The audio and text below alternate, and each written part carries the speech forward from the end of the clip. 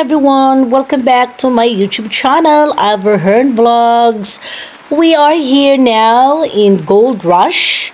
Ayan, kung nakikita ninyo, Duwedge or Duwedge. Ewan ko kung ano bang pagkasabi dyan.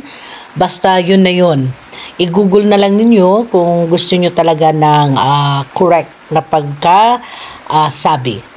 So, we are here in Perth Outback Splash. Gold Rush Turbo Water Slide ang pangalan.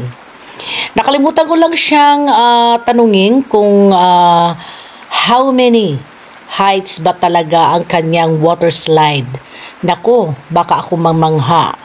So, this is the day and this is again ang kanyang places. Ayan, as you can see, malinis at saka napaka green ang kanilang mga grass. Ayun. Yeah, yung aking palang asawa, nandoon na siya sa taas. Nandyan na siya sa may hagdan, papunta doon sa pinakatuktok dahil nga siya ay mag-water slide dyan na parang tingin nyo dyan parang nasa right side, parang looks like number 3, yung water slide na yan sa right side.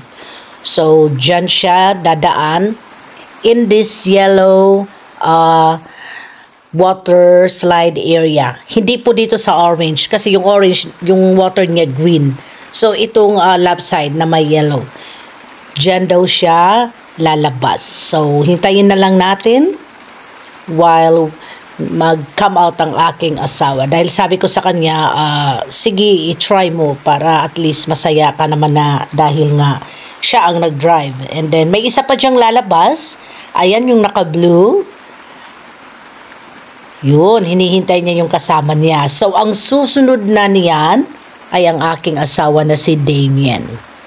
O diba? Kung hindi lang talaga masakit ang aking tiyan, itatry ko talaga yan dahil I love to do that as well. As long open.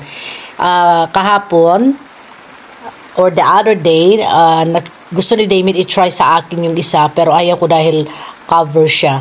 So this is what I like. Open lang. Ayun si Damien. Ayan. Ayan. Nakikita niyo niya. Ayan. May bababa dyan. Ayun. Basta kanina nakita ko.